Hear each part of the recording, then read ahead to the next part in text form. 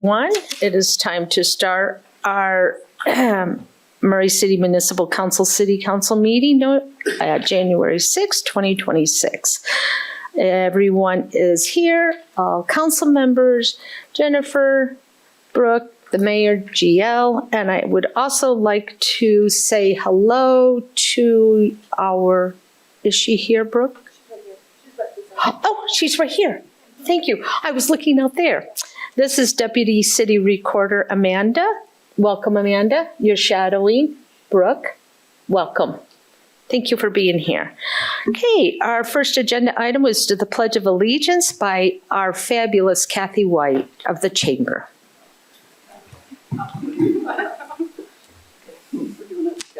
Oh, we're doing. Yes. Ready?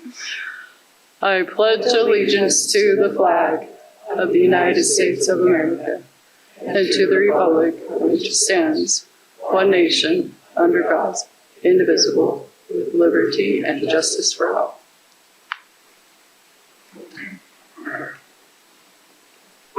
Thank you, ladies.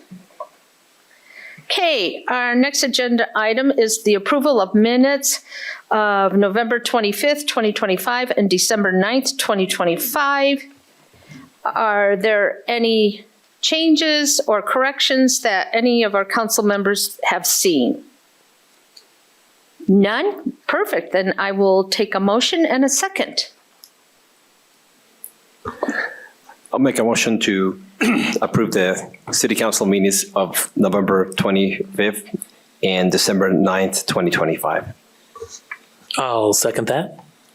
Okay, I have a motion and a second. All in favor, say aye. Aye. Aye. Aye. Thank you. That is all done. Thank you. Now we're on to our next agenda item, citizen comments. If you would like to come and share your thoughts, feelings, please come to the microphone. You have 3 minutes. Step to the microphone, state your name and city of residence, and fill out the required form with our lovely Patty clipboard. Thank you. Well, seeing that there are no comments tonight, we will skip special recognition, consent agenda, and we will go right into our public hearing. Consider an ordinance enacting section 17.76.165 of the Murray City Municipal Code relating to residential ponds. It looks like Chad Wilkinson will be presenting. Thank you, Chair, Council, Mayor. This is an item we've talked about quite a bit in the past, but for the sake of those who may be tuning in out there via media, I want to just go through quickly and talk about the background. This was an amendment that was requested several months ago by a group of residents who had concerns about a potential pond being constructed on a neighboring property. After speaking with the council at a few different public comment periods, the council asked staff to go and do some research on ponds in various cities and how they regulated ponds. We presented that research to the council. We're directed to take forward a potential ordinance for adoption related to ponds, which we did. We took that to the Planning Commission a couple of months ago, and they made a recommendation that I'm bringing forward to the council tonight. I want to just go through just some of the research we did very briefly. This is a list of cities that do and do not require a permit for a pond currently. And I want to say currently, this is as of October. We haven't updated this since that original research was done. But you can see the various cities on the left-hand side. We have our own city, Murray, various other cities. On the right-hand side, we have cities that do require permits of some type. I will say that within these cities that require permits, it's across the board on what they require. There's no consistent standard. There's no consistent threshold for when those are required, although we saw a frequent threshold in some of the cities that required permits of that 24 inches and 5,000 gallons as the threshold for requiring a building permit. That's an important threshold. I want to come back to it. Notably, as the council directed us to create an ordinance, we went to Harriman City. We had looked at Harriman City as part of our research. They had a very detailed process for their ordinance. They had detailed thresholds. They had a lot of good information. We thought that's a good place for us to start to customize an ordinance towards something we could do in Murray. As we contacted them and reached out on the second round after we had done our initial research, we found that there was nothing on their website anymore about ponds. So we reached out personally to them, to their building official, and found out that they had discontinued issuing permits for ponds. So we asked why. We reached out again to the building official and said, what made you change your mind? What made them change their mind was recent changes to the International Swimming Pool and Spa Code, where a lot of these cities have been taking, I guess, their lead as far as when to require a permit or not. In that code, that a sentence was changed in that code to say very specifically that these standards in that code were meant to be only applied to swimming pools, to things that were designed specifically for swimming wading and not in other circumstances. That gave Harriman City enough pause to say, we don't think we're in a we don't have very strong footing for requiring the various thresholds we did, which were based on some of those other codes. So they no longer require a permit.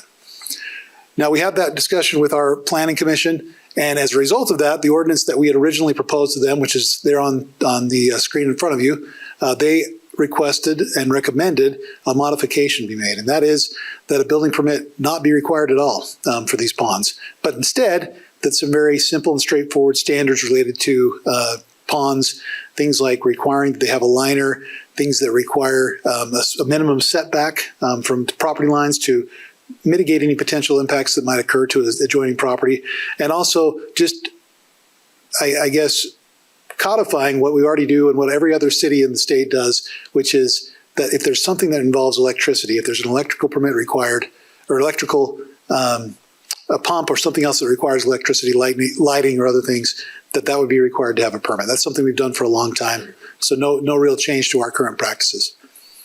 So that's the recommendation of our planning commission. Just to give a brief background, I'm not going to spend a lot of time on these slides because we have gone through some of these in the past, but this is a typical setup for a pond. You can see for a residential pond, there's typically a liner, some kind of a pump, various plant materials that make up that pond. I'll give some examples. This is what you typically see before the rocks and things go down around the pond to hide some of these liners. But on the one side, you've got a precast, prefabricated liner that's a certain shape. On the other side is something that's very typical, which is this very thin plastic type membrane that's used as a liner. Very, very typical for those. And then one other option that's used on very big ponds is this bentonite clay, which has some properties that allow it to, once it's properly installed, it allows it to become a waterproof barrier that holds the water in.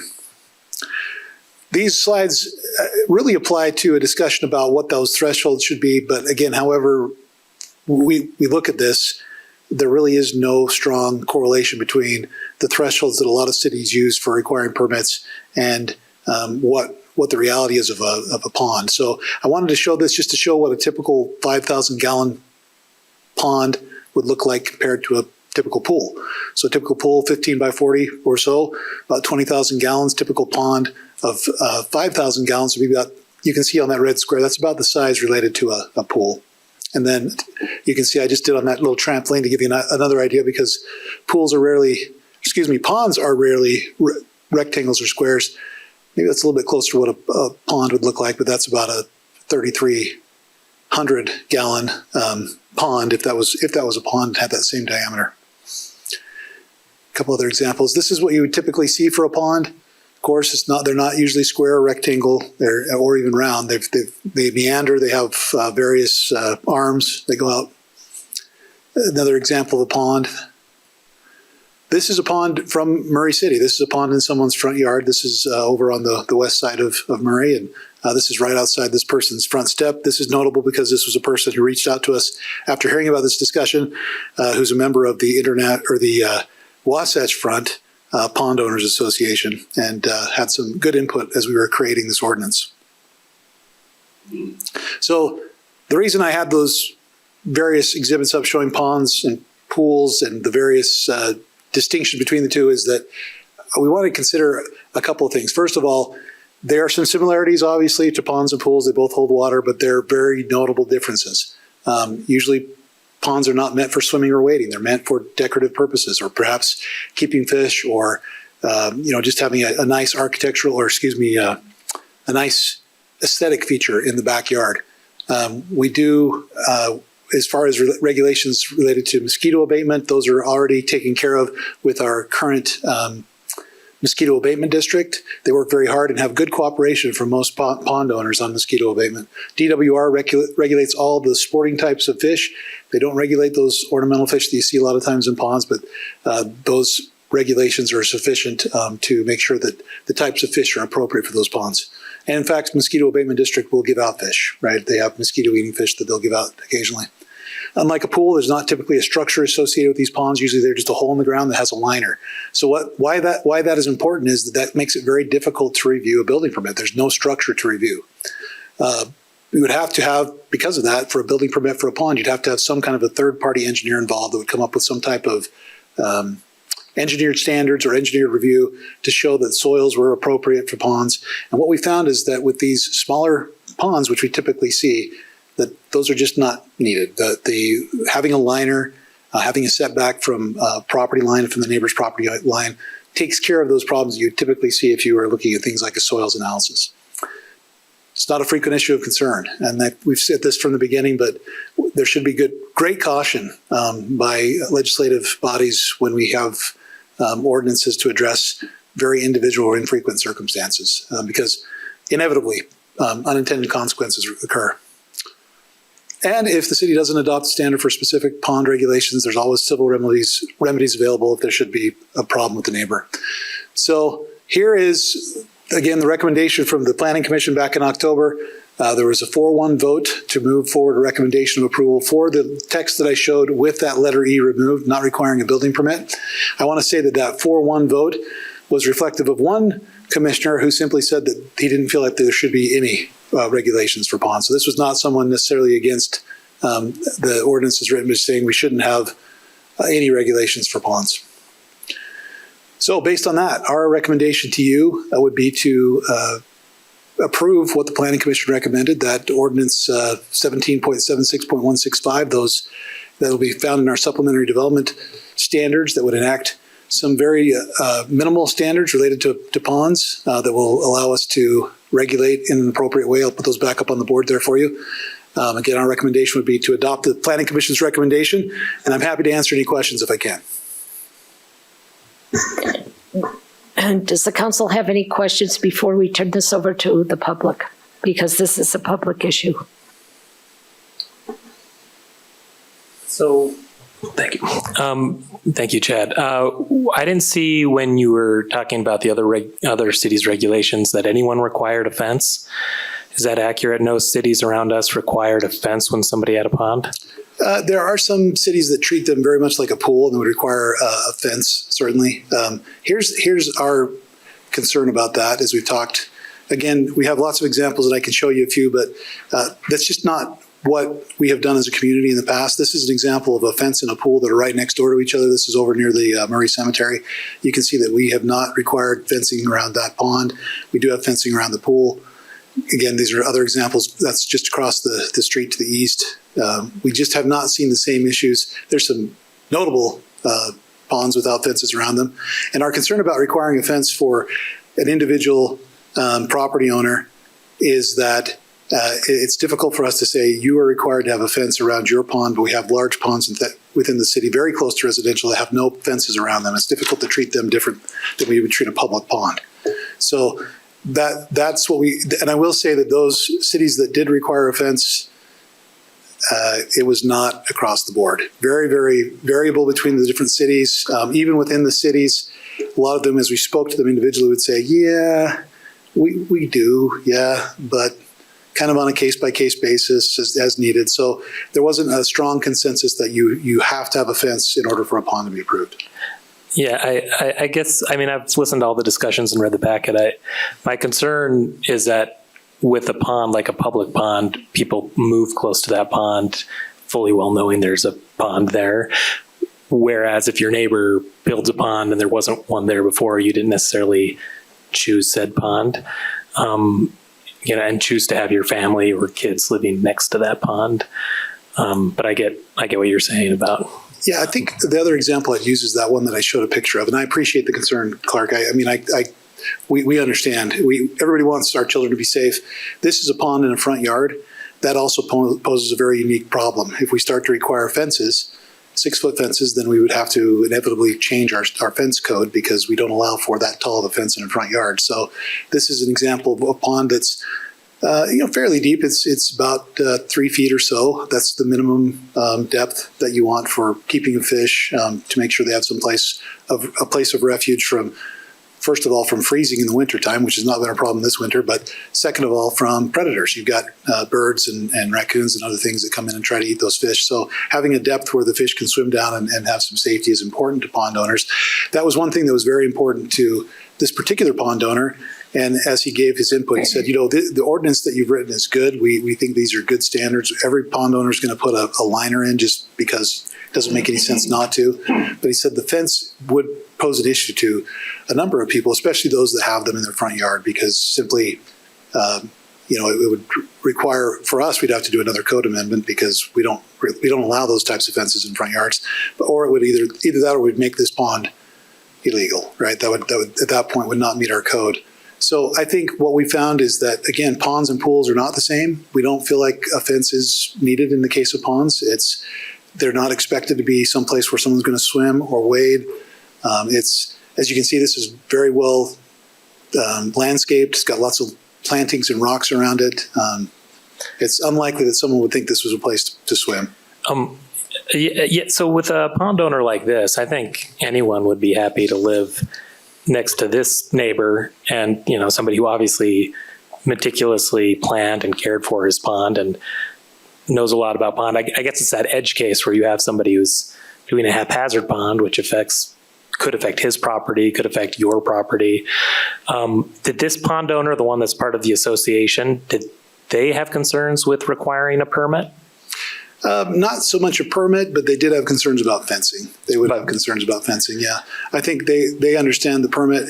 Again, back to what's that trigger, though? That was the concern is, permit, not necessarily, but it does add cost. There's nothing for the city building official to review or his inspectors to review because there's no structure. So therefore, you would have to come up with a third party that would have to come up with some type of a review of soils or some other factor that really for most ponds is not, from the advice of our city engineer and our city building official, there just is not a significant reason to have that type of review on a typical pond. Did any of the cities we talked to have a third party, and do we have an idea of what it would cost a pond owner to get a permit? Yeah, Harriman had some requirements for a third-party engineer for soils analysis when they had their ordinance. I'd have to pull up that spreadsheet. It's been a long time since I've looked at that, but some of them did, some of them didn't. And do we know what the cost would run for like a for a typical engineering review, you're going to be over $1,000 at least. I mean, that's just typical for any engineer to put their stamp on something. I would imagine that's pretty close to what you'd be looking at. And I get not wanting to be overburdensome to the property owner and somebody who wants to put in a nice pond.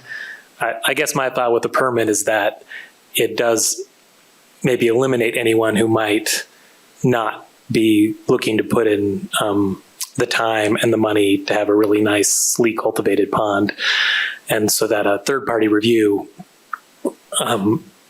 could maybe deter somebody from putting in a less than adequate pond to take care of their property, if that makes any sense. So I listened to the Planning and Zoning Commission meeting, and I understand the reasoning for removing it, but I liked the added layer of weeding out anyone who wouldn't be like this pond owner who's part of a pond association and really will care for his pond. And I appreciate that. And I think, that was a good discussion that we had even at the Planning Commission. I think it's helpful to bring up another example in our building code. We do have exemptions for sheds that are under a certain square footage. So you can build a shed that's less than 200 square feet and not require a permit.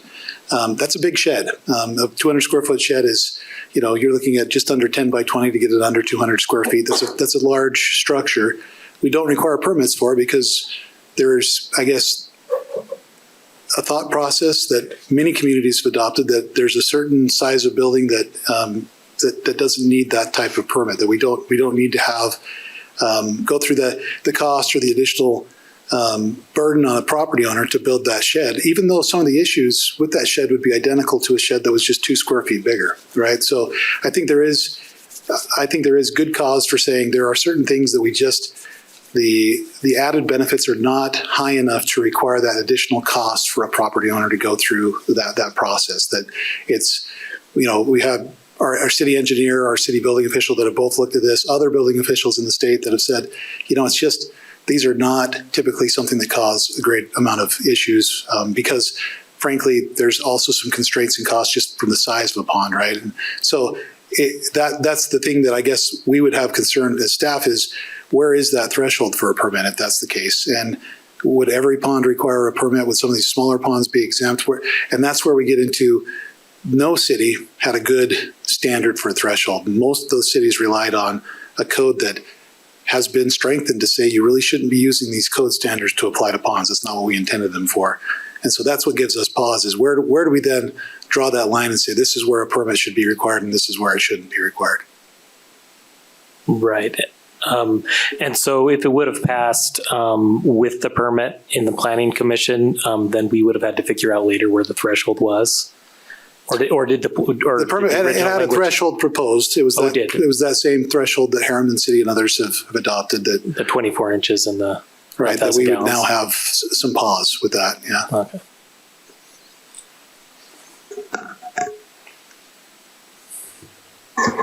Is there any other comments before we turn this over to the public? Okay, we will turn this over to the public. Please step forward to the microphone.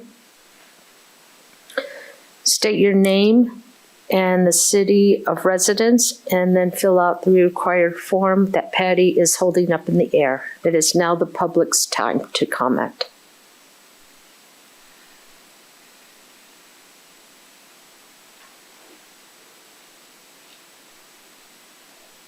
Seeing there is no public comment, I will close the public comment and turn it back to the council for any other questions or concerns or conversations with Chad. Would you like a motion? If we're ready. Okay, I think we're ready. Okay, go ahead. All right, I'll make a motion to adopt the ordinance enacting section 17.76.165 of the Murray City Municipal Code relating to residential ponds. I have a motion by Councilmember Turner. Do I have a second? I'll second. Just for clarification, is that with the modification by the Planning Commission? With the, Is that with the recommended modification by the Planning Commission? Yes. Okay, thank you. I'll second.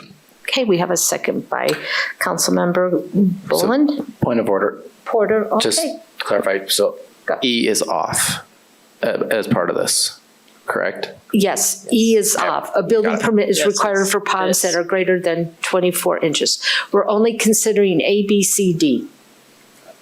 Okay, so we have a motion by Councilmember Turner, a second by Councilmember Boland. Mr. Boland. Aye. Ms. Turner. Aye. Mr. Hawk.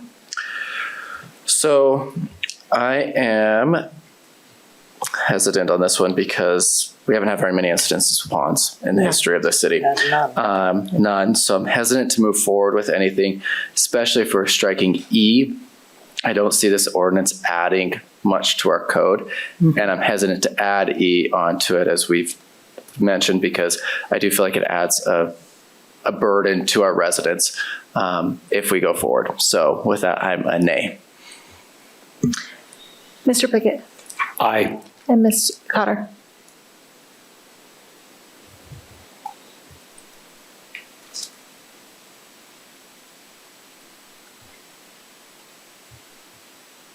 Nay. Okay, it has passed 3-2-2. Okay, thank you. We are on to business items. Let's take this nice and slow for Councilmember Cotter. So we get, yep. So, first item is to consider a resolution approving the mayor's appointment of representatives to boards of interlocal entities and to a community development corporation. Mayor Hales. Good evening, Mayor. Presenting. Thank you. Would you like these separate or together? Can we just do these all together, or do we have to do? Yeah, yep, Okay. you got it. Did you read that first part, Pam? Sorry. Yes, I read a resolution approving the mayor's appointment of representatives to the boards of interlocal entities and to a community development corporation. Jill, do I need to go through all those? Okay, I'll just go through the names then. Okay, Thank you. you're welcome. Greg Ballon as the city's representative to the Utah Associated Municipal Power Systems, UAMPS, board with Matt Youngs as the alternate representative. Mayor Brett Hales as the city's representative of Central Valley Water Reclamation Facility Board with Ben Ford as the alternate representative. Ken Sorensen as the city's representative to the Salt Lake City Emergency Communications Center, VEC, board with Craig Burnett as the alternate representative. Russ Kakala as the city's representative to Transjordan Cities boards with Josh Hill as the alternate representative. Kim Sorensen as the city's representative to Utah Telecommunication Open Infrastructure Agency, Utopia, board with Brenda Moore as the alternative representative. Brenda Moore as the city's representative to the Utah Infrastructure Agency, UIA, board with Kim Sorensen as the alternate representative. Councilmember Clark Bullen, by the way, welcome Clark. Bullen as the city's representative to the Wasatch Front Waste, which is Woodford and Recycling District Board. Greg Ballon as the city's representative to the Intermountain Power Agency Board, API, with Matt Youngs as the alternate representative. Greg Ballon as the city's representative to the Intermountain Power Project Purchaser Representative, with Matt Youngs as the alternate representative. Kim Sorensen as the city's representative to the Metro Fire Agency Board. Mayor Brett Hales as the city's representative to the Jordan River Commission with Bruce Holyoke as the alternate representative. Elvon Farrell as the city's representative to NeighborWorks Salt Lake Board. These appointments shall take effect immediately, and we have a correction here, dated today, the 6th day of January 2026. Thank you, Mayor. Okay. Oh, that felt good to catch that before you guys did. I could see it written all over Adam's face, trust me. I was waiting with bated breath. No, that's why I didn't breathe. Okay, is there any questions for the mayor? I do have a question, probably simple answer. A lot of these have alternates, but a few don't. Yeah, they're the board, the ones that don't have representatives, the bylaws do not allow for an alternate. Okay. All right, yeah, so for Woodford, I'm in. That's right. I won't get hit by a bus. Diane tried, and I tried to get that changed a little bit, but that didn't happen, so. Okay. Okay, so if we do not have any other questions for the mayor, I will take a motion for this. I make a motion to approve a resolution approving mayor's appointments of representatives to the boards of local entities as read. Second. Okay, I have a, goodness, my brain is totally dead today. Sorry, people. I have a motion by Paul Pickett and a second by Adam Hawk. Brooke? Mr. Bolin? Aye. Ms. Turner? Aye. Mr. Hawk? Aye. Mr. Pickett? Aye. Ms. Cotter? Aye. Thank you. Okay. Now we are on to our next one. Consider a resolution appointing the chair and vice chair for the Murray City Municipal Council for calendar year 2026. Okay, I have my notes, so let's proceed this. Okay. I would like to make a Hold nomination. on, one second. What? Okay, we need nominations are now in order for officers of the Murray City, Council. Got the budget in front of me. For the City Council's calendar year for 2026. Are there any nominations for the office of Council Chair? Yes, there are. Thank you. I would like to nominate Yes, Councilmember Hawk okay. as chair. Huck. Do I have? We do not need a second. Nope. So, Adam Hawk, Councilmember Adam Hawk has been nominated. Are there any further nominations for the office of Council Chair? Seeing there is none. Councilmember has been nominated. Are there further nominations for the office of Council Chair? None. Thank you. So, those in favor of Councilmember Adam Hawk as Council Chair, say aye. Aye. Aye. Aye. Those opposed? So it has passed that Councilmember Adam Hawk is the Council Chair. Thank you. That was very painless. Thank you. Now we are on to the Vice Chair. Are there nominations for the office of Vice Chair? I nominate Diane Turner for vice chair. We have a nomination of Councilmember Diane Turner. Are there any further nominations?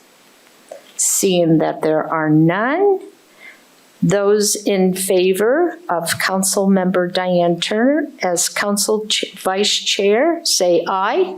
Aye. Aye. Thank you. That is now done. We have our new Council Chair, Councilmember Adam Hawk, and Councilmember Diane Turner as our Vice Chair. Thank you. Now we are on Point of to... order. Pam, Yeah. you need to pass the resolution. Oh, thank you. It does say that right here on my paper. Please pass the ordinance. Okay, so we will go and we will pass the ordinance for the appointing the chair and vice chair for the Murray City Municipal Council for calendar year 2026. Do I have a motion? I'll motion to approve the resolution, appointing the chair and vice chair for the Murray City Municipal Council for the calendar year 2026. I'll second. We have a first and second motion. Do we do a vote? Go ahead, Brooke. Mr. Boland. Aye. Ms. Turner. Aye. Mr. Hawk. Aye. Mr. Pickett. Aye. Ms. Cotter. Aye. Thank you, everyone. Now we will go on to number 3. Consider a resolution appointing the chair, chair and vice chair of the Budget and Finance Committee of the Murray City Municipal Council for calendar year 2026.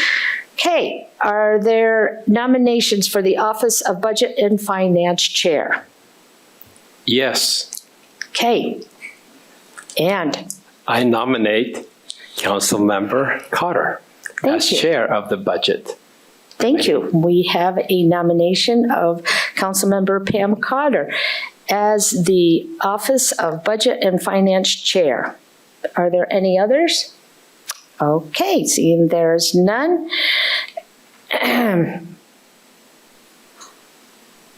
Those in favor of Councilmember Cotter as Budget and Finance Chair, say aye. Aye. Aye. Thank you, everyone. Now we will go on to Vice Chair. Do I have a nomination for Vice Chair? I'd like to nominate Adam Hawk as Vice Chair. I have a nomination done by Councilmember Turner as Councilmember Hawk as the Vice Chair of the Budget and Finance.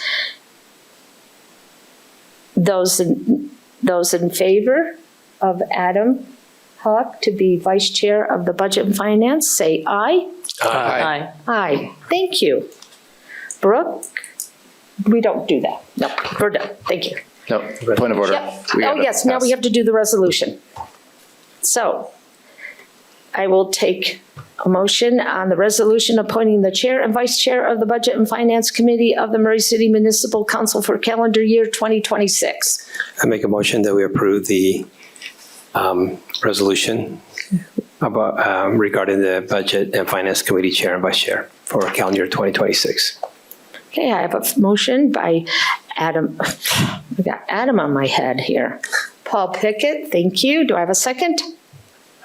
I second. Thank you. And I have a second from Councilmember Clark. Mr. Brooke? Bolin? Mr. Bolin? Aye. Ms. Turner? Aye. Mr. Hawk? Aye. Mr. Pickett? Aye. Ms. Cotter? Aye, thank you. Okay, our final one before we turn things over to the mayor.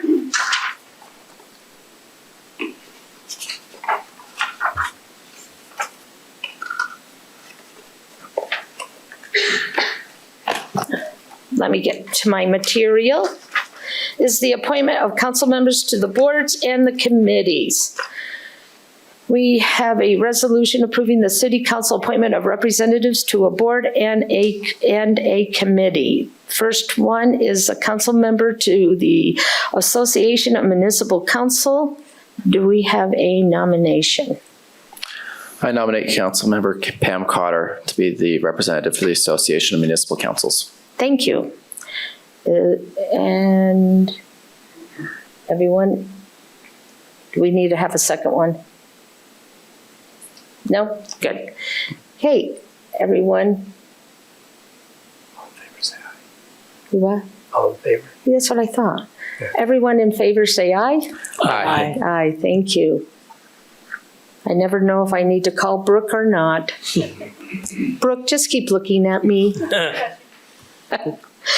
Okay, we have, our next one is to the Utah Leagues of Cities and Town Legislative Policy Committee. Do I have a nomination for that board, or that commission, whatever? I nominate Diane Turner to be the representative for the Utah League of Cities and Towns Legislative Policy Committee. Okay, everyone is in favor of having Diane Turner to be the representative to the Utah Leagues of Cities and Town Legislative Policy Committee, please say aye.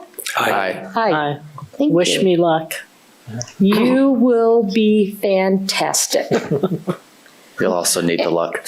And what did you say? I'll also need the luck. Oh, it'll be great. Nothing major going on. And now we need, thank you, Councilmember Pickett, for reminding me that we need to pass the resolution. So do I have someone that will pass the resolution approving the city council's appointment of representatives to a board and a committee?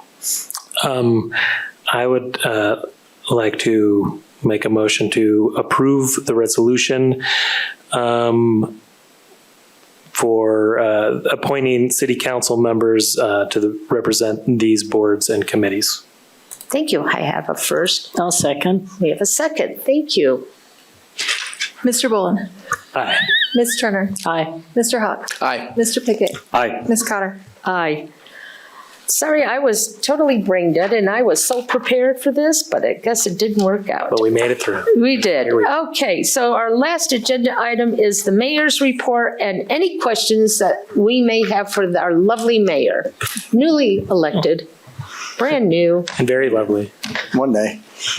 Thank you. And I know that you guys know this, but we, GL, Chad, myself, Kim, and I, that threw me in twice, meet every Monday at noon, or is it 11:30? Noon, in our boardroom upstairs. You're welcome to always come. And I know we made that clear to you, but we do that. And sometimes it allows us to discuss what the vote is and whatever. And I know you like going up there, but you're invited. That's all. Is that Thank for you. any council member or just the one that's on the board? I think if we had more than two, then we'd have to have a, Oh, so I yep. think it's, is That that would right? be a Deborah? quorum. Yeah, Got it. What time is that on Mondays? noon. And it lasts for about And we watch it 12 to about online and vote. 1:15. 12 to 1-ish? Yeah, I appreciate that. Yeah, And so sometimes we'll go up there and sometimes okay. we'll meet with you guys. Welcome, so thank you. All right, I'll just mention a little bit about the city address that I will be doing on January 27th of this year at the Murray Theater. Doors will open at 5:30 and the program will begin promptly at 6. Admission is free with tickets, and we have blocked out, you guys, tickets. I think Erica's also blocked out for department heads. And I'm not sure, there'll be a few more people that we block out that we'll invite, but you guys will be, assuming sitting on the front row, they'll have you there, so. There'll be popcorn. They will be, believe it or not. We'll have some refreshments. You can, absolutely. Popcorn won't hurt me, but my feelings might be hurt, but that's okay. I've gone through that for a while, so that's okay. Anyway, for the citizens to be able to access, or anybody really, but we have those blocked out for those I mentioned, would be murraytix.com, just like you'd go in to the theater and get tickets. You'll need a ticket, though, so that we'll know how many people will be there. There'll be some, after I give there'll be a little musical number. Tracy Bird is going to be doing a couple musical numbers on our piano. She's Ron Bird's wife. She's a concert pianist, and she will play a little bit, and then I'll have my speech, and then we'll have some food there and a little entertainment. Won't be real long, but that's our plan. So we just want to make sure that you're all invited. And She's also a pianist at the Desert Star, so I hope she goes like dun dun dun dun. Yeah, that's right. She does Dun play dun that. dun dun dun dun dun. You know, for good parts. She may do that, Clark. I don't know. So yeah, she may do that. Yeah. That's what she used to do, and I forgot. Anyway, so that's all I have. I just want to make sure that we've invited the citizens to that, and to let the council and other members know that department heads know that we will have seats blocked out for you. So, any questions? Okay. All right, let's sell that out. Does the council have any questions for the mayor? If none, I will adjourn this meeting.